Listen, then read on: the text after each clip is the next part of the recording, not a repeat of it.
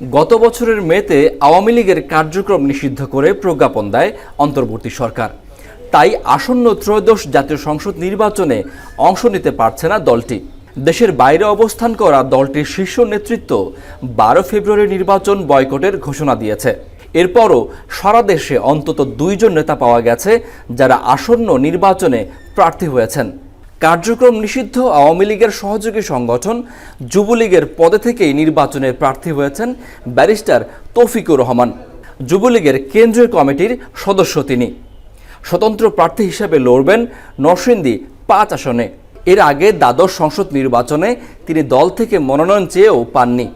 আরেকজন কেন্দ্রীয় স্বেচ্ছাসেবক লীগ নেতা কামরুজ্জামান ভূঁইয়া, তিনি নির্বাচন করবেন গোপালগঞ্জ 2 আসনে। এছাড়া মনোনয়নপত্র জমা দিয়েছিলেন আওয়ামী লীগের আরও 2 পদধারী নেতা, যদিও যাচাই বাছাইয়ে তাদের মনোনয়নপত্র বাতিল হয়েছে। এরা হলেন সাতক্ষীরা জেলা আওয়ামী লীগের কৃষি বিষয়ক সম্পাদক এস এম মুজিবুর রহমান।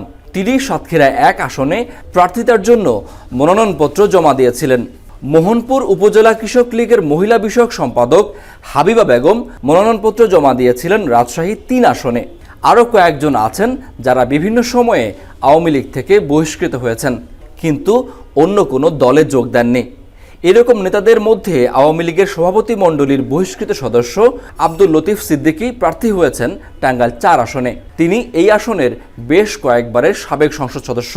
আওয়ামী লীগ ও দলটির নেতারা নির্বাচনে অংশ নিতে না পারলেও কদর কমেনি তাদের ভোটারদের।